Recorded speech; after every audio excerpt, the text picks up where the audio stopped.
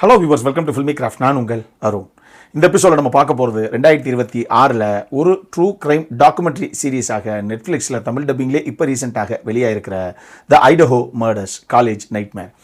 இந்த சீரீஸுடைய கதை என்ன அப்படின்னு கேட்டிங்கன்னா, இந்த கதையுடைய ஆரம்பத்திலேயே 911க்கு ஒரு பொண்ணுகிட்ட இருந்து எமர்ஜென்சியாக ஒரு கால் ஒன்று வருது. சாரி, என் ஃப்ரெண்ட்ஸ் எல்லாரும் அப்படி அப்படியே கிடக்குறாங்க, என்னென்னு கொஞ்சம் வந்து பாருங்கள் அப்படின்னு.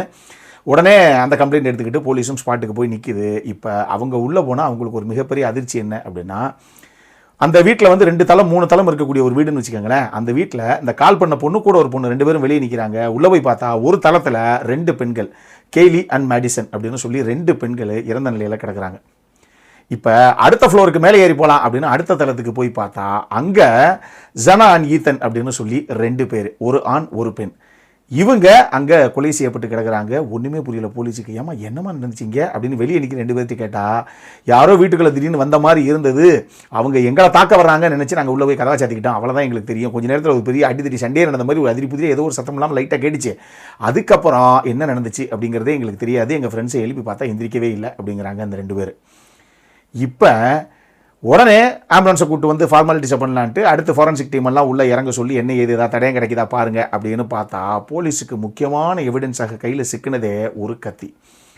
அந்த கத்தியை வச்சு 4 பேரையும் யாரோ ஒரு மர்ம நபர் குத்திருக்காங்க. யார் குத்துனாங்க என்ன ஏதுன்னு யாருக்கும் தெரியாது. ஆனால் இந்த கத்தியை கண்டிப்பாக இது ஒரு மிகப்பெரிய எவிடன்ஸாக நமக்கு ஹெல்ப் ஆகும் அப்படிங்கிறது போலீஸுக்கு அப்போவே தெரியும். அதை பத்திரப்படுத்தி கரெக்டாக எவிடன்ஸாக ஃபைல் பண்ணிடுச்சு போலீஸு. இப்போ அந்த கிரைம் சீனில் வேறு தான் இருக்கா அப்படின்னு பார்த்தா பெருசாக எதுவும் கிடைக்கல. ஆனால் வீட்டுக்கு வெளியே ஒரு ஷூ மார்க்கு, அது அப்படியே பனிக்கட்டி ஓரமாக அப்படியே அந்த பக்கம் ஓடின மாதிரி வந்து ஒரு விஷயம் ஒன்று தெரியுது. இதனால ஓகே, அப்போ கொலகாரம் இல்லை கொலகாரி யாராக வேணாலும் இருக்கட்டும், இந்த ஷூஸை அவங்க பயன்படுத்தி இருக்கிறதுக்கு வாய்ப்பு இருக்குது. அவங்க தான் இது வெளியே இந்த மாதிரி ஓடி இருக்கிறதுக்கு வாய்ப்பு இருக்குது, அவங்களுடைய ஃபுட் பிரிண்ட்டாக இது இருக்கிறதுக்கு வாய்ப்பு இருக்குது அப்படின்னு இந்த விஷயத்தையும் போலீஸ் கலெக்ட் பண்ணிக்குது. உண்மையாக இந்த 4 பேர், கொலை செய்யப்பட்ட 4 பேர் மட்டும் இல்லை, வெளியே இந்த 2 பேரும் சரி, இவங்க எல்லாருமே ஒரு கேங்காக ஒரு யூனிவர்சிட்டியில் படிச்சுக்கிட்டு இருந்த ஒரு ஸ்டூடெண்ட்ஸு. ஐடஹோ யூனிவர்சிட்டியில் படிச்சுட்டு இருந்த ஸ்டூடெண்ட்ஸ் இவங்க எல்லாரும். இப்படி காலேஜ் படிச்சுக்கிட்டு இருக்க பசங்களில் 4 பேர்த்த 3 பொண்ணுங்க ஒரு பையன் அப்படின்னு இவ்வளவு கொலைவெறியாக ஒருத்தர் யார் எதுக்காக குத்தணும், இதுக்கு பின்னாடி என்ன இருக்குது அப்படிங்கிறதான் இந்த சீரீஸ் பேசியிருக்கு. இந்த சீரீஸை பொறுத்தளவுக்கு இதை ஸ்கை போர்க்மேன் அப்படிங்கிற நபர் தான் இயக்கியிருக்காரு. இந்த சீரீஸை பொறுத்தளவுக்கு இதில் சித்தரிக்கப்பட்ட எல்லாமே உண்மை தான். ஏன்னா இது ஒரு ட்ரூ கிரைம் டாக்குமெண்ட்ரி சீரீஸ் அப்படிங்கிறனாலேயே டாக்குமெண்ட்ரி ஃபார்மெட்டில் தான் அதை பண்ணியிருக்காங்க.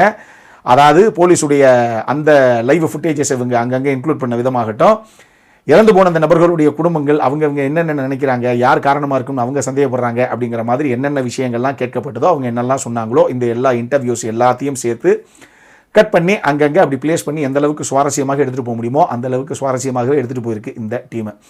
இந்த சீரீஸு கிட்டத்தட்ட ஒரு மினி சீரீஸுக்கும் மினி சீரீஸ் மாதிரி மொத்தமே 3 எபிசோடு தான். எல்லாமே 44 நிமிஷம் தான் ஓடுது. ஓவராலாக 2 மணி நேரம் 12 நிமிஷம் தான். 2 மணி நேரம் 12 நிமிஷம் அவ்வளோதான் வரும் பார்த்து முடிக்கிறதுக்கு. ஒரு சின்ன படம் பார்க்குற டைமிங் தான் ஒரு சீரீஸ் பார்க்குறதுக்கு. அப்படி பார்க்குறதா இருந்தால் நீங்கள் பார்க்கலாமான்னு கேட்டால் பார்க்கலாம் அப்படின்னு தான் நான் சொல்லுவேன். இதில் நான் சொன்ன மாதிரி யாருமே நடித்த கதாபாத்திரங்கள்லாம் கிடையாது. எல்லாமே ரியல் லைஃப் கேரக்டர்ஸ் தான். அவங்கவுங்கள அங்கங்கே பேசினது எல்லாத்தையும் எடுத்து தான் உள்ளே ப்ளேஸ் பண்ணியிருக்கு இந்த டீமு. மேக்கிங் ஆகவும் என்ன தேவையோ அது உள்ளே இருந்தது அப்படின்னு தான் நான் சொல்லுவேன்.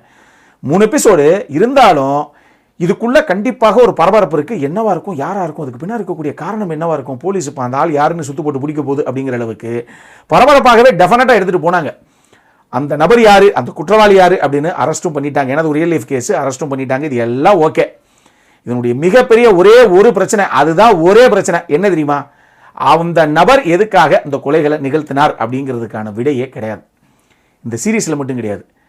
உண்மையாக கோர்ட்டில் கொண்டு நிறுத்தி உங்களுக்கு இத்தனை வருஷம் ஜெயில் தண்டனைப்பா அப்படின்னு சொன்னப்போ கூட நான் தான் கொலை பண்ணேன் அப்படின்னு அந்த நபர் ஒத்துக்கிட்டாங்களே தவிர எதுக்காக என்ன ஏது அப்படிங்கிறது எதுவுமே கிடையாது. அதனால இந்த சீரீஸ்லையும் அவங்க சித்தரிக்கலை எந்த காரணத்துக்காக அந்த கொலையாளி இந்த கொலையை பண்ணார் அப்படிங்கிறது எங்கேயுமே இது வரைக்கும் யாருக்கும் தெரியாத ஒரு விஷயமா தான் இருக்குது. ஆனால் மேட்ரு என்ன அப்படின்னா, இந்த சீரீஸு நெட்ஃப்ளிக்ஸில் இப்போ ரீசெண்டாக வெளியாகிருக்கு. இது வெளியாகிறதுக்கு ஒரு மாதத்துக்கு முன்னாடி வந்து இந்த கொலைகளுக்கு எனக்கு சம்மந்தமே கிடையாது, என்னை ஃப்ரேம் பண்ணிட்டாங்க அப்படின்னு நான் பெட்டிஷன்லாம் போட்டிருக்கேன் அப்படின்னு இப்போ வந்து சொல்கிறாப்புல. எப்போ 3-4 வருஷம் ஆகி போச்சு இந்த சம்பவம் நடந்து. இப்போ வந்து அவர் சொல்கிறார். அதனால் இது என்ன நடக்க போகுது இதுக்கப்புறம் அப்படிங்கிறது தெரியாது. அவங்க இந்த சீரீஸை நெட்ஃப்ளிக்ஸில் ரிலீஸ் பண்ணிட்டாங்க. இதன் கதைப்படி அவர் தான் குற்றவாளி அப்படிங்கிற மாதிரி தான் சொல்லப்பட்டிருக்கு. நீங்கள் பார்த்தே அதை தெரிஞ்சுக்கங்க. சரி, அடல் கானடை பொறுத்தளவுக்கு இதில் எதுவுமே கிடையாது. இது ஃபேமிலியோட பார்க்கக்கூடிய ஒரு சீரீஸ் தான். இது தமிழ் டப்பிங்கில் நெட்ஃப்ளிக்ஸில் அவைலபிளாக இருக்குது. உங்களுக்கு பரபரப்பான ட்ரூ கிரைம் டாக்குமெண்ட்ரி சீரீஸ்லாம் உங்களுக்கு பிடிக்கும், அதுவும் ஒரு 2 மணி நேரத்திலே பார்க்குற மாதிரி அப்படின்னா தாராளமாக நீங்கள் பார்க்கக்கூடிய ஒரு சீரீஸ் தான். பட் நிச்சயமாக இந்த டிசப்பாயின்மெண்ட் உங்களுக்கு இருக்கும். ஏங்க இவ்வளவு சொல்லிட்டு அந்த காரணத்தை சொல்லலைன்னா அப்புறம் சப்புன்னு இருக்குதா இல்லையா நமக்கு அப்படிங்கிற ஒரு ஃபீல் ஒன்று உங்களுக்கு கண்டிப்பாக இருக்கும். இதையும் ஞாபகத்தில் வச்சுக்கிட்டு அதுக்கப்புறம் பார்க்கணுமா பார்க்கலையா அப்படிங்கிற அந்த காலை நீங்களே எடுங்க.